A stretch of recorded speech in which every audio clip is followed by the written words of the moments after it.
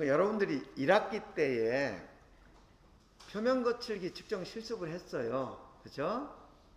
근데 그때 할 때 이제 우리가 뭘 했냐면 표면 거칠기라는 것이 실제 형상을 그대로 측정할 수 있는 것이 아니다. 왜냐하면 표면에 있는 형상을 어떤 촉침에 의해서 긁어내기 때문에 촉침이 갖는 크기가 있어서 완벽하게 실제 형상을 그대로 그래프로 표현할 수 없다고 그랬죠. 그래서 동일한 조건으로 측정을 하자 해서 이제 촉침 반경을 표준화를 했다고 얘기를 했고요. 그 다음에 표면에 있는 어떤 그 성분 중에서 우리가 필요한 것만 따로 뽑아낸다고 그랬죠. 이 표면은 크게 보면 어떤 형상, 큰 굴곡으로 나타나는 형상이 있고, 또 작은 굴곡으로 나타나는 파상도가 있고, 또 아주 작은 성분으로 나타나는 거칠기가 있다. 근데 우리가 필요로 하는 것은 표면 거칠기를 측정을 하는 거죠. 그러다 보니까 불필요한 형상들을 제거하기 위해서 필터라는 것을 사용했다 라는 거 공부를 했고요. 필터의 특성에는 작은 파장만을 평가하는 필터, 이것을 이제 고역 필터라고 얘기를 했고, 긴 파장만을 평가하는 필터, 이것을 저역 필터라고 그랬어요. 저역 필터는 파상도에 사용을 하고, 고역 필터는 표면 거칠기에 사용을 한다 라는 거 얘기했고, 이 필터의 특성은 이제 우리가 채를 이용해서 모래하고 자갈을 걸러내는 것을 비유를 해서 설명을 했었죠. 밑으로 빠지는 모래, 이것은 표면 거칠기에 해당이 되고, 위에 걸리는 자갈은 파상도에 해당이 된다, 이런 설명을 했었죠. 그런데 밑으로 빠지는 모래 중에서도 알갱이의 크기가 차이가 난다. 그래서 얼마만큼 큰 알갱이를 기준으로 빠질 거냐 걸릴 거냐를 선택을 해야 되는데, 그것을 우리가 컷오프라고 그랬어요. 그래서 성분을 분리해내기 위해서 사용되는 기준 파장, 이것을 컷오프라고 했고요. 여기까지가 우리가 원하는 성분을 걸러내기 위한 이제 과정이었고, 그 다음에는 이제 측정을 몇 밀리미터를 해서 표면 거칠기를 평가를 할 거냐 라는 거를 또 결정을 해야 되죠. 그래서 최소한 요 정도는 측정해야 된다라는 최소 길이를 우리가 기준 길이라고 얘기를 했고, 그 최소한의 길이만큼을 가지고 측정을 하다 보니까 데이터의 신뢰성이 좀 떨어진다. 그래서 기준 길이에 몇 개를 연결해서 평가 길이라는 것을 구성을 하고, 실제로는 그 평가 길이 내에서 표면 거칠기를 계산한다, 이 얘기를 했었죠. 그리고 실제 측정기가 움직이는 거리는 평가 길이만큼만 움직이는 게 아니고, 평가 길이 앞에서 조금 먼저 출발을 하고 평가 길이 뒤로 조금 더 간다. 그래서 측정기가 움직이는 총 거리를 이송 길이라고 한다, 이런 얘기도 했었죠. 그래서 우리가 기준 길이, 평가 길이, 이송 길이, 이런 걸 배웠고요. 그 다음에 컷오프의 길이를 얼마로 할 거냐. 컷오프는 형상을 분리해내는 데 사용되는 기준 파장이고, 기준 길이라는 것은 측정하는 최소 길이인데, 컷오프가 기준 길이보다 작으면 의미가 없다. 그래서 컷오프의 길이는 기준 길이의 길이하고 같은 값을 쓴다 라고 얘기를 했죠. 그래서 컷오프와 기준 길이의 의미는 다르지만 길이는 같다. 그래서 컷오프가 0.8이다 라고 하면 기준 길이도 0.8이다, 이런 의미가 된다고 그랬고요. 그래서 컷오프 0.8에 기준 길이를 5개 했다. 그러면 4mm를 가지고 표면 거칠기를 평가하는 거다, 이런 얘기를 했고요. 그 다음에 우리가 측정기에서 실습을 했어요. 실습을 한 목적은 뭐였냐면 필터의 특성, 컷오프의 영향, 이런 것들 이론으로 배웠는데 실제 측정값이 그렇게 변하는지를 확인하기 위해서 RA, RZ, RT 이 세 가지 파라미터를 이용해서 그 컷오프를 바꿔가면서 이 값들이 실제 변하는지 이런 것들을 확인했었죠. 거기까지가 1학기 때 여러분이 실습을 한 내용이에요. 그런데 1학기 때 실습한 것은 표면거칠기라는 개념을 이해하기 위한 이제 실습을 한 거고, 실제로 여러분들이 생각할 때 그럼 RA가 뭐지? 또 RT가 뭐지? RZ이 뭐지? 이런 궁금증은 가졌지만 자세히는 공부하지 않았죠. 그래서 오늘은 그 RA, RZ, RT 이런 것들을 이제 파라미터라고 하는데 그거 이외에도 여러 가지가 있어요. 그런 표면 거칠기 파라미터에 대해서 이제 공부를 하고, 근데 또 파라미터에 대해서 공부를 하더라도 도면에 어떻게 규제가 되는데 이걸 어떻게 해석을 해야 되는지 이걸 또 이해하지 못하면 측정하기가 어렵죠. 그래서 도면에 어떻게 규제가 되는가, 그것을 어떻게 해석해야 되는가, 요거에 대해서도 공부를 하고, 그 다음에 실제로 표면 거칠기를 측정을 했는데 이 값이 합격이냐 불합격이냐를 여러분들이 판정을 해야 되잖아요. 근데 우리가 다른 치수는 그냥 측정을 해서 공차를 벗어나면 합격, 공차 안에 있으면 벗어나면 불합격, 공차 안에서 합격 이렇게 판정을 했는데 표면 거칠기는 그게 조금 달라요. 그래서 표면 거칠기는 합격 불합격을 어떻게 결정하는지 요거에 대해서 오늘 쭉 공부를 할 텐데, 요 첫 시간은 이제 파라미터에 대해서 같이 공부를 해보겠습니다.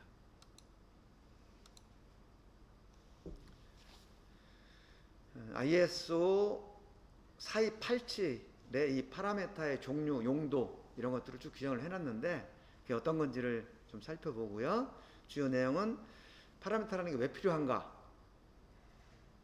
그 다음에 복합 파라미터라는 게 왜 필요한가, 그리고 이제 진폭, 간격에 관한 파라미터, 복합 파라미터, 곡선 및 곡선 관련 파라미터 이런 것들이 쭉 있는데 그 2학기 때는 여기까지만 실습을 할 거예요.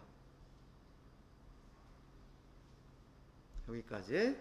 그리고 복합 파라미터하고 곡선 파라미터 요거는 3학년 때 통합 측정 시스템이라는 과목이 있어요.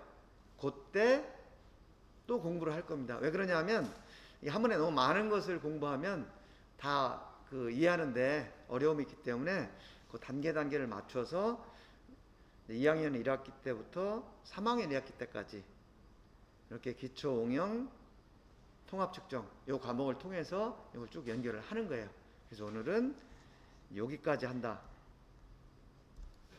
라는 거 미리 말씀드리고요. 자, 파라미터라는 것을 왜 만들어 놨느냐.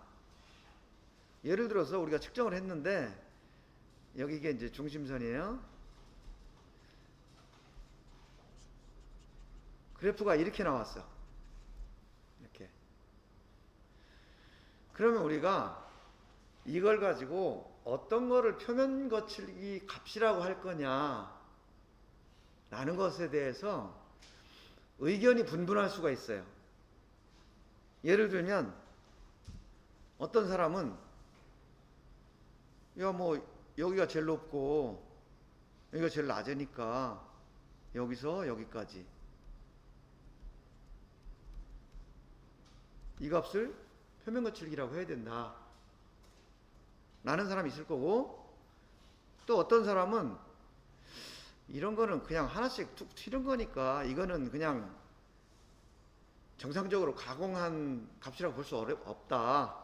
그러니 이런 거 빼고 일반적으로 쭉 나와 있는 요걸 가지고 표면 거칠기라고 하자 라는 의견이 있을 수가 있죠. 그래서 이렇게 측정자가 이 그래프를 보고 주관적으로 판단을 할 수가 있어요. 각자 자기 뜻대로 판단을 한다는 거죠. 그러면은 이게 국제적으로 우리가 거래를 하는데 혼선이 생기잖아요. 그래서 표면의 특성을 객관적으로, 그 다음에 수치화를 해서 측정자의 주관적인 판단을 배제하자. 이런 목적으로 파라메타라는 게 만들어졌다. 그리고 파라메타는 이제 진폭, 간격, 복합, 곡선 파라메타 이렇게 분류가 되는데, 이것들이 이제 왜 필요한지 이런 것도 지금부터 좀 같이 알아볼게요.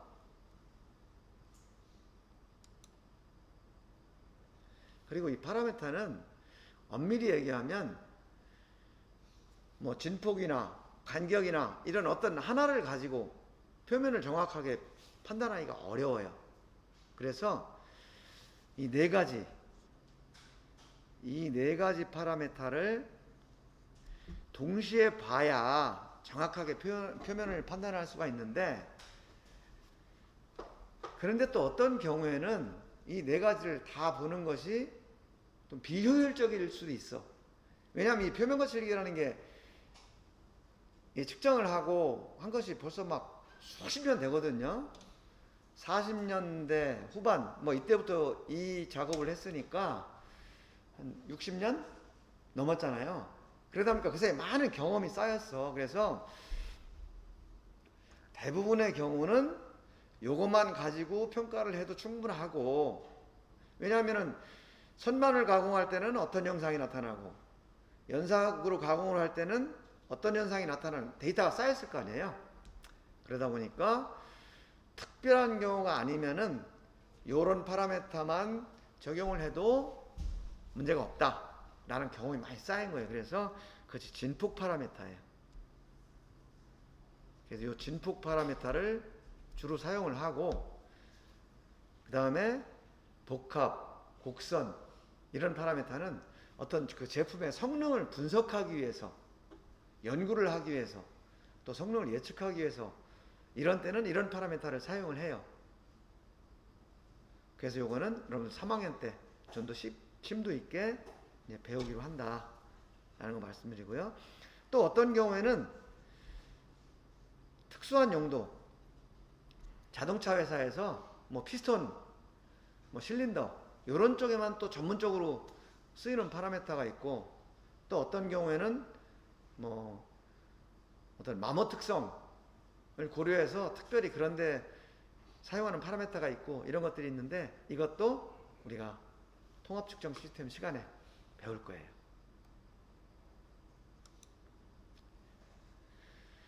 자, 요 표면을 한번 볼까요?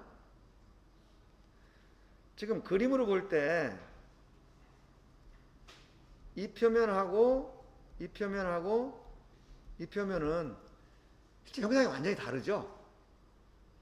형상이 완전히 다른데, 예를 들면 RA라는 파라메타로 측정을 했더니 값이 같이 나와. 같은 값이 나와, 비슷하게. 그러면은 만약에 그래프를 보지 않고 이 값만 보면은 아, 이 세 표면은 같은 표면이네? 이렇게 생각할 수가 있잖아요. 그래서 이런 경우에 문제가 될 수 있다. 근데 이거는 이렇게 높이 방향, 이 방향만 가지고 계산을 해서 그래요. 우리가 그래프가 이렇게 있을 때 이 높이를 진폭이라고 그래요. 그리고 이 파장의 요 거리, 요거를 간격이다. 요렇게 이제 표현을 하는 거예요. 그래서 간격은 우리가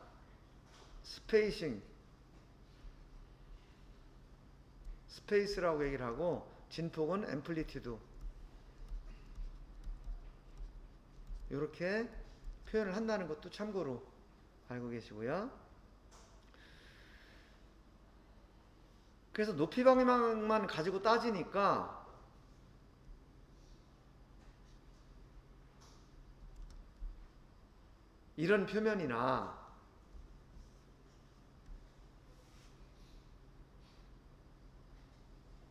이런 표면이나 또는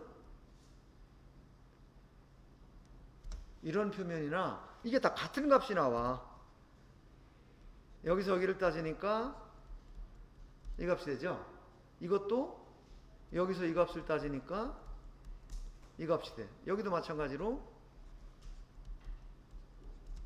이 값이 돼요. 그러다 보니까 높이만 가지고 따지지 말고 이 간격도 좀 따져보자. 이 간격. 예를 들어서 이 똑같이 이 높이가 10이라고 하더라도 얘는 3이다. 얘는 15다. 그러면 이 1번하고 2번이 높이는 같아도 간격은 다르잖아요. 그럼 이 두 가지를 동시에 보면 아, 이거는 이게 좀 형상이 이렇게 생겼겠구나. 이렇게 추정을 할 수가 있죠. 그런데 또 어떤 경우에 보면 지금 이 A라는 형상하고 B라는 형상은 실제 이 형상을 똑같은 형상을 이렇게 반대로 엎어놓은 거예요. 엎어놓은 거다 보니까 형상은 반대로 생겼는데 이 진폭 그 다음에 이 간격 이게 같아. A1은 B1 A2 B1은 B2 이렇게 되니까 또 이것만 보면은 아, 이 두 형상이 같은 표면이구나 이렇게 오해할 수 있잖아요. 근데 실제는 이게 반대로 지금 생겼단 말이에요. 그래서 진폭하고 간격 파라미터를 두 개를 동시에 봐도 어떤 경우에는 이 표면을 정확하게 평가를 할 수 없다. 그래서 복합 파라미터라는 게 이제 필요하다. 이렇게 되는 거죠. 그래서 엄밀히 따지면 진폭, 간격, 복합 이 세 개를 동시에 봐야 표면을 정확하게 평가를 할 수 있다. 예를 들면 여기서 복합 파라미터라면 이런 식을 이제 생각을 해볼 수가 있어요. 여기에 이상적인 평면을 갖는 이런 플레이트가 있어서 얘가 이렇게 좌우로 움직이면서 이 표면을 마모를 시킨다고 가정을 해보자는 거죠. 얘도 똑같은 플레이트가 여기에 이렇게 있어서 얘가 이렇게 운동을 해요. 그러면 얘는 문질리면서 여기가 이 표면에 여기가 이렇게 접촉을 하겠죠. 근데 얘는 이 뾰족한 여기가 접촉을 해. 그러니까 얘는 이게 마모되는 그 형태가 이런 식으로 서서히 마모가 될 거라고요. 근데 얘는 어떻게 되냐면 여기서 여기까지는 금방 닳아 없어질 거예요, 얘가. 그래서 얘가 여기까지는 금방 닳아 없어지고 여기서부터는 이제 서서히 마모가 될 거다. 그래서 이런 마모 특성을 평가하는 이런 파라미터가 있다면 얘 두 개는 진폭, 간격 이 파라미터는 동일하지만 마모 특성은 다르다. 완전히 다르다. 그래프가 얘는 이렇게 나오는 반면에 얘는 이렇게 나오잖아요. 그래서 이 그래프 형태가 완전히 다르고 이 값도 다르다. 얘는 여기 요만큼은 금방 치수가 요만큼 변한다는 얘기예요. 마모가 돼가지고. 근데 얘는 치수가 서서히 변한다는 얘기예요. 이거는 제품의 수명하고도 관계가 되죠. 예를 들면 피스톤에 이렇게 왕복 운동을 하는데 만약에 표면이 이렇게 가공돼 있으면 요 치수만큼이 금방 틈새가 생긴다는 거죠. 그럼 그쪽으로 기름이 셀 수도 있고 또 압력이 제대로 유지가 안 될 수가 있죠. 이래서 이제 복합 파라미터가 필요하다. 복합 파라미터가 필요한 이유는 다시 말씀드리면 표면 형상이 다르면 값도 달라야 된다. 그런데 진폭이나 간격은 형상이 달라도 같은 값이 나올 수 있기 때문에 이제 문제가 있다. 이런 얘기고요. 그래서 예를 들면 여기 뭐 RK 여기도 RK 이런 파라미터는 이 두 형상이 완전히 달라요. 형상이 달라. 그런데 RA는 같아. 하지만 RPK, RK, RVK 이 값들은 이 두 형상이 완전히 다르다는 거죠. 그래서 형상이 다르면 표면 거측이 값도 달라야 된다. 이게 원칙이에요. 그래서 진폭, 간격, 복합 파라미터를 같이 분석을 해야 표면의 성능을 정확하게 알 수 있다. 라는 거고요.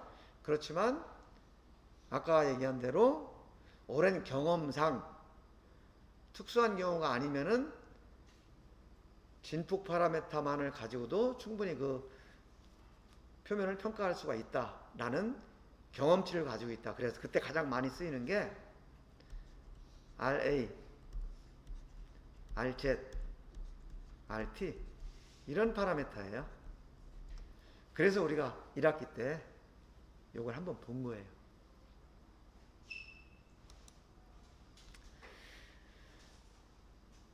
이 학기 때는 모든 측정이 좌표 측정이라고 그랬죠. 이 표면 거칠기 측정도 마찬가지예요. 그래서 이 표면을 이렇게 딱 여기 이제 절단을 하는 거죠. 이 절단을 해서 요 곡선 요거를 우리가 단면 곡선이라고 하는데요. 요 곡선을 자르는데 얘도 좌표계가 X, Y, Z 이렇게 구성이 되는 거예요.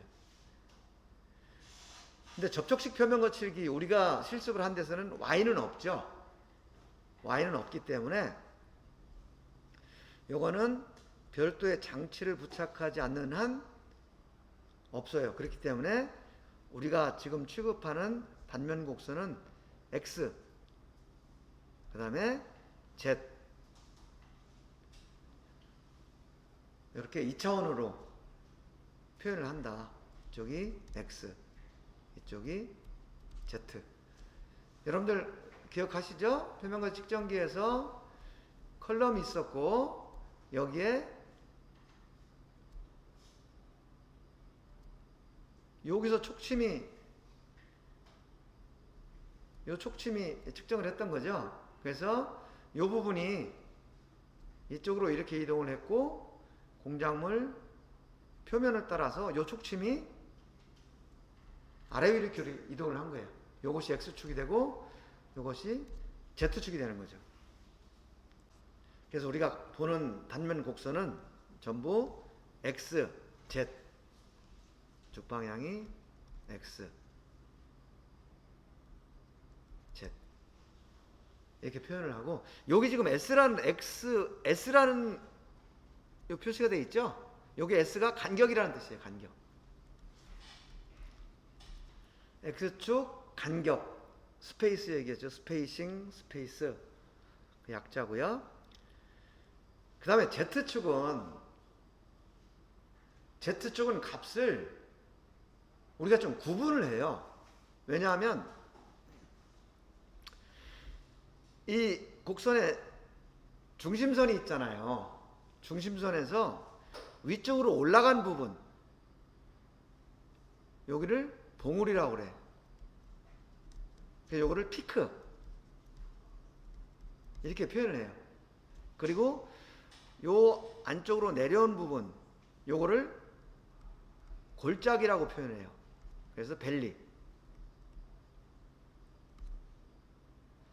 그래서 Z축의 요 값은 Z축의 골이다. 요건 Z축의 피크다. 이렇게 표현을 하는 거예요. 그래서 골과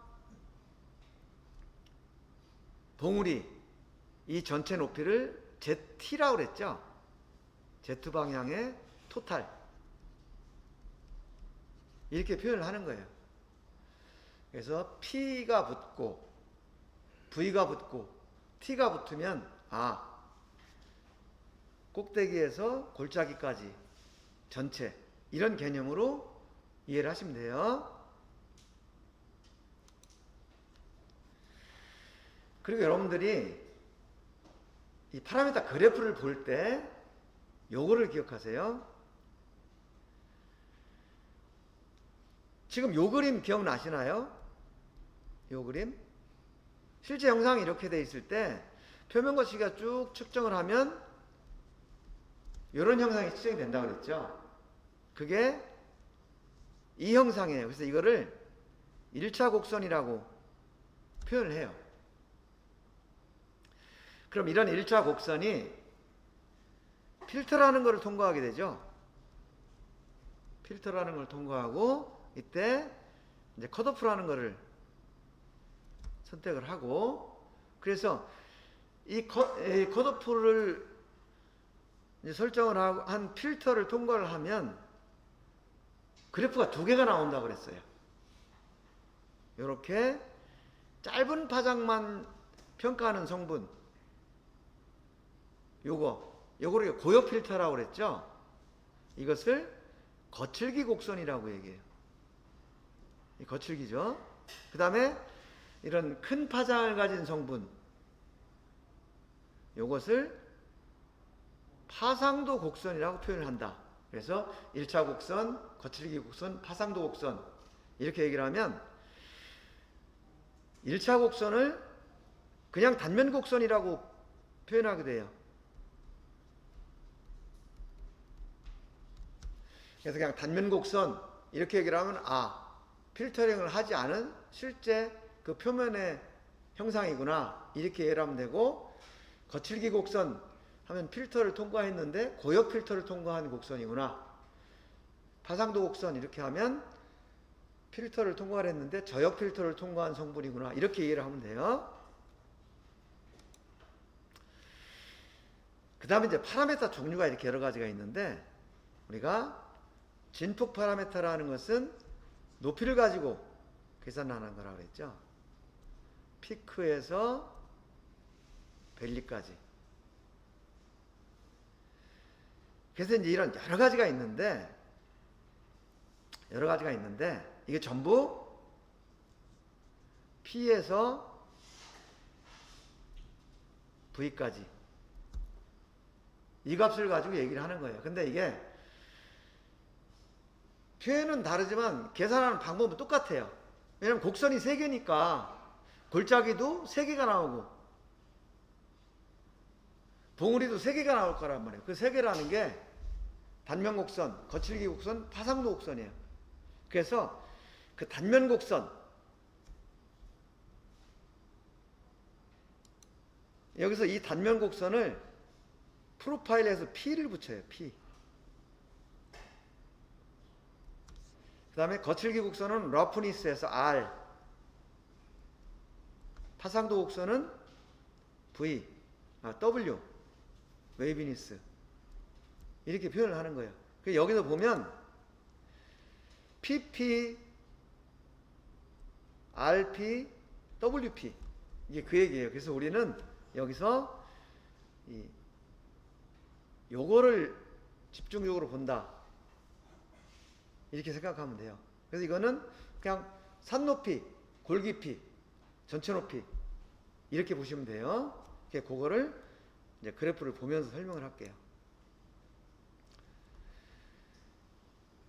자, 여기에 보시면 하나의 기준 길이, 우리가 기준 길이가 측정하고자 하는 최소 길이라고 했죠.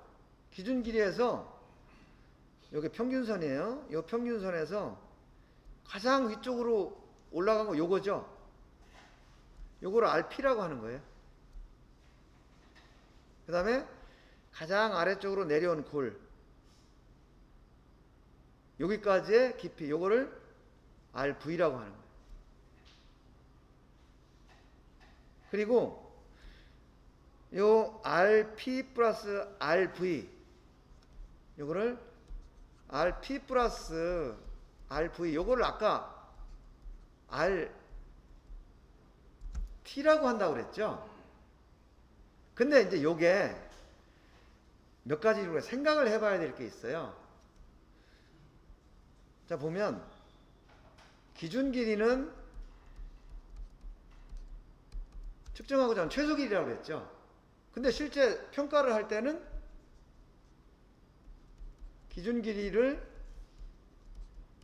몇 개를 연결해서 평가를 한다고 그랬잖아요. 그러면은 문제가 기준 길이 내에서 RT에서 RV까지의 간격을 RT라고 하면 평가 길이 전체에서 제일 높은 데서 제일 낮은 데까지도 또 RT라고 해야 되잖아요. 그러니까 중복이 되죠.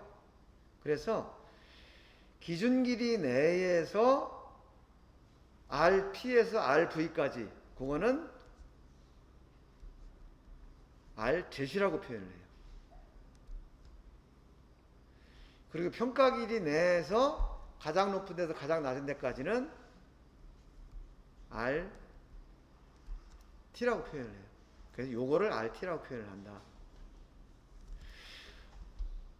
그림을 보면서 설명을 드릴게요. 기준 길이는 LR이라고 표현을 하고 평가 길이는 LN이라고 표시를 해요. 그래서 여기 LN이다가 요거는 평가 길이를 얘기하는 거고 요거는 기준 길이를 얘기하는 거예요. 여기서 보면 RP에서 RV까지 요거를 RZ이라고 해요. RZ. 근데 요 옆에 또 I라는 게 붙어 있죠. 이거는 왜 붙어 있냐면 기준 길이가 만약에 5개로 평가 길이를 이뤘다. 그러면 각 기준 길이마다 RZ이 있겠죠. 그러니까 RZ이 5개가 나오는 거예요. 하나, 둘, 셋, 넷, 5. 각 기준 길이마다 RZ이 있으니까 그거를 기준 길이 개수별로 RZ 1, 2, 3, 4, 5 이렇게 표현해요. 그런데 그러면 평가 길이가 5개인데 RZ을 어떻게 계산하느냐? 그것은 각각의 RZ를 다 더한 걸 가지고 기준 길이 개수로 나눈 것. 이게 RZ예요. 그러니까 각 기준 길이에서 계산한 RZ 값의 평균 값이 평가 길이 내에서의 RZ이다. 이렇게 이해를 하면 돼요. 그래서 여러분들 1학기 때 실습할 때 표현했던 그 RZ라는 것은 이렇게 계산한 이 RZ였어요. 이 기준 길이에서의 RZ이 아니고. 요거 이해하시겠죠? 그 다음에 그러면은 기준 길이가 평가 길이가 5개의 기준 길이로 이루어졌으면 RZ이 5개 나온다고 그랬잖아요. 그 각각의 RZ의 평균 값이 평가 길이에서 RZ이고 그 다음에 그 중에서 가장 큰 RZ이 있을 거야. 여기서 보면 이 두 번째 기준 길이에서 요 RZ2 요게 값이 가장 크단 말이에요. 요거를 뭐라고 하냐면 RZ1 max 이렇게 표현을 해요. 여러분들 도면에 RZ1 max 이렇게 규제가 되어 있으면 도면에 RZ을 뭐 5.0으로 규제하라 이런 규제가 있고 RZ1 max를 5.0으로 규제하라 이런 뜻이 있어요. 그럼 이것은 요거는 요 뜻이고 요거는 요 뜻이다. 이렇게 이해를 하면 돼요. 그럼 RZ이 값이 더 클까요? RZ1 max가 값이 더 클까요?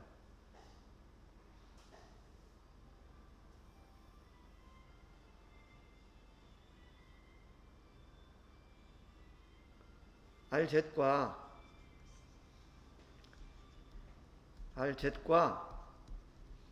RZ1 맥스의 값이 어느 게 더 크냐, 이렇게 누가 질문을 했을 때 여러분들은 이제 전문가니까 설명을 해줘야 되잖아요. 그럼 어떤 게 커요?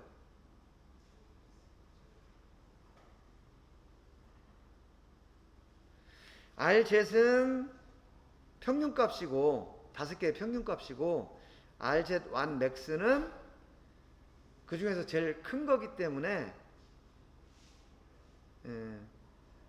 얘가 더 클 가능성이 크죠. 일반적으로. 물론 특수한 경우에는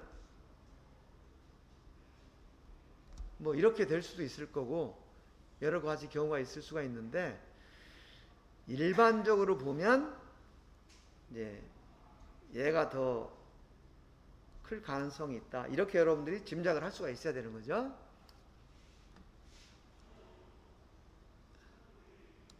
그 다음에 이제 RT는 뭐냐면, 아까는 평가 길이 했잖아요. 이번에는, 아까는 기준 길이, 이번엔 평가 길이 전체에서, 아까는 기준 길이 내에서 가장 높은 데서 가장 낮은 데를 찾았는데, 이번에는 평가 길이 전체에서 가장 높은 곳에서 가장 낮은 곳까지. 첫 번째 평가 길이에서 제일 높은 곳이 나왔고, 두 번째 기준 길이에서 제일 낮은 곳이 나왔어요. 그러면 이 값이 이제 RT가 된다는 거예요. 자, 그러면 RZ하고 RT하고 어떤 게 값이 더 클까요? RT가 당연히 크겠죠.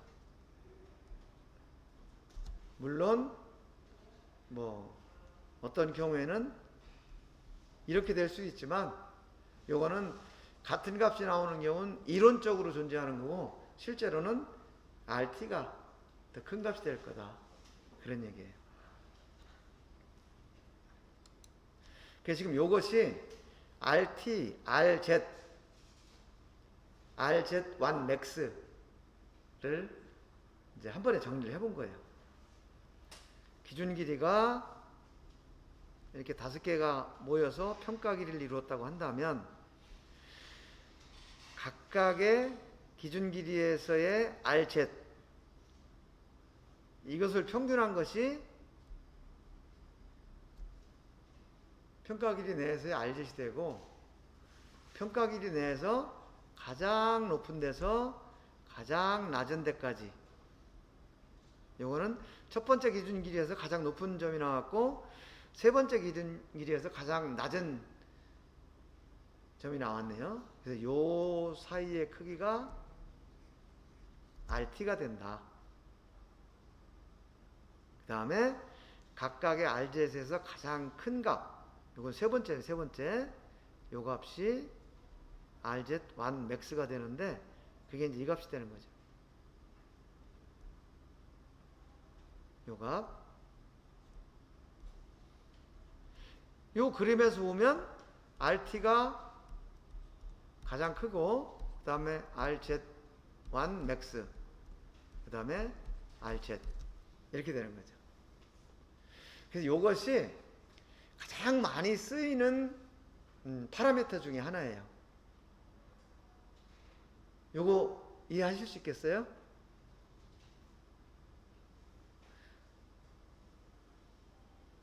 자, 그러면 그 다음에는 이제 지금 이거는 단순히 그냥 높이만 가지고, 피크하고 밸리, 산과 골의 높이만 가지고 따졌는데, 이번에는 어떤 산술 평균값, 그래서 우리가 RA라는 파라미터가 있어요. RA라는 파라미터는 뭐냐면, 지금 각각의 높이를 다 더하는 거야. 다 더해가지고 이 각 위치에서 계산한 그 위치의 값, 개수만큼은 나눈 거예요. 이건 어떤 의미가 있냐면, 보세요.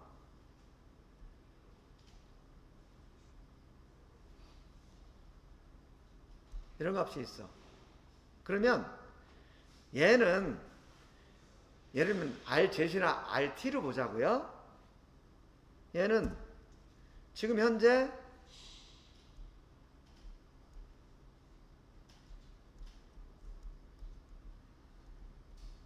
이게 RT죠.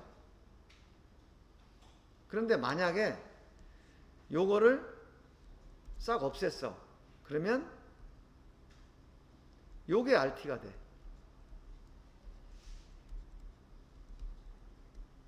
예를 들어 이게 한 10이었다. 그러면 얘는 한 3 정도밖에 안 돼요.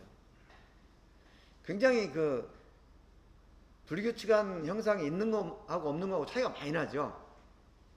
그런데 이런 경우를 생각해 보세요. 똑같이 이렇게 있는데 이런 식으로 계산을 한다 그러면 다른 거보다 요만큼이 더 큰 거죠. 그죠? 요만큼 큰 거를 요 양을 가지고 각 포인트에다 다 나눠주는 거예요.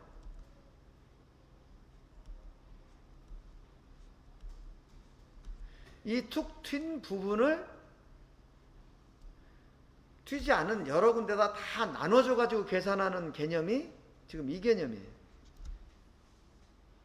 그러면은 이게 예를 들어서 3이고 아까 이게 10이라고 했지만 RT 때 이런 식으로 계산하면 예를 들어서 이 값이 0.5다. 그러면 이것이 있다 하더라도 얘는 0.6. 차이가 거의 안 난다는 얘기죠. 왜냐하면 그 불규칙한 부분을 전체 거칠기 부분에다 다 분산을 시키기 때문에. 이거 이해하실 수 있나요? 또 이렇게도 설명을 할 수가 있어요. 지금 여기에 보면 이건데요. 얘를 이 기준선을 이 중심선을 기준으로 해서 얘 밑에 있는 거를 위쪽으로 다 이렇게 이 형상을 위로 올려.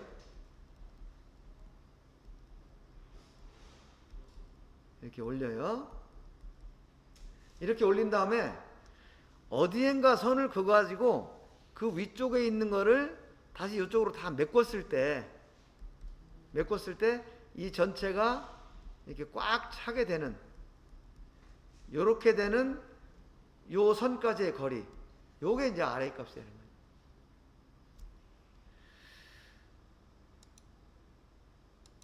다시 한번 설명을 해볼까요?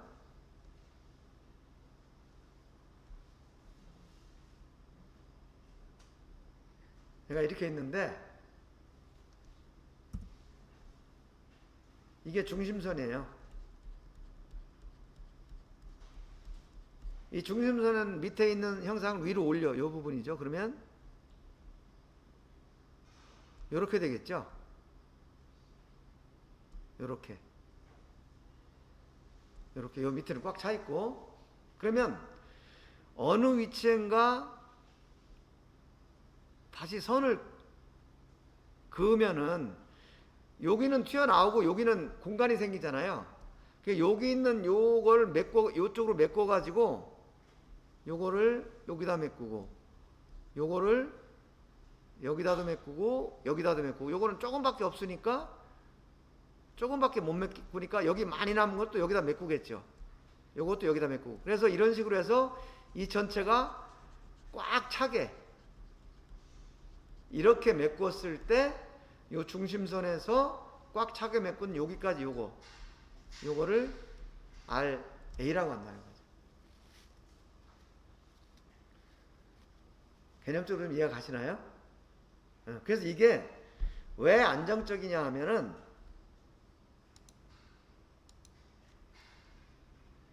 얘가 이렇게 있을 때 요렇게 위로 올려가지고 다시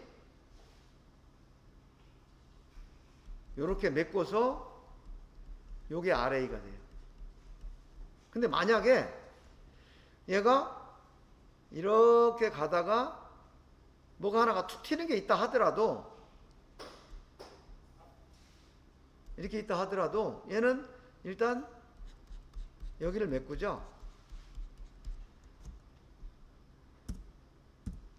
중심선을 기준으로 해서 요걸 위쪽으로 이렇게 올려요. 얘도 위쪽으로 이렇게 올리고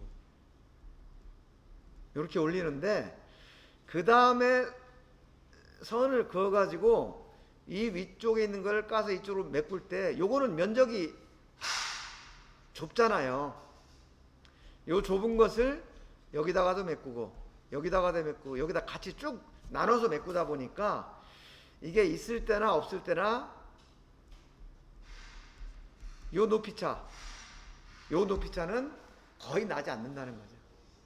그래서 이 RA는 특별히 불규칙한 부분의 영향을 덜 받는다. 네, 이렇게 되는 거예요. 자, 지금 설명한 거 RA의 개념 이해할 수 있을까요? 네. 혹시 잘 이해가 안 가시는 분, 어떤 부분이 이해가 안 가는지 한번 얘기해 볼래요? 다 이해할 수 있어요? 네. 자, 그러면 이 RQ는 RA 계산하는 데는 루트 씌운 거예요. 이건 좀 더 값이 작게 나오겠죠? 자, 그러면 지금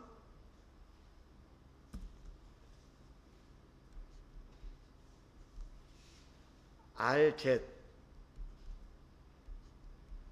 RT, RA 세 가지 파라미터를 공부했어요. 그럼 이 세 가지의 특징을 간단히 설명해 보시오 라고 했을 때 여러분들이 이것을 이해한 것을 설명을 할 수가 있어야 돼요. RT는 측정하는 평가 길이 전체에서 피크와 밸리 사이의 거리를 규제하는 게 RT다. RZ은 각각의 기준 길이 내에서의 피크 밸리 차이 값의 평균 값이다. RA는 산술 평균 값이기 때문에 어떤 면적의 개념이다.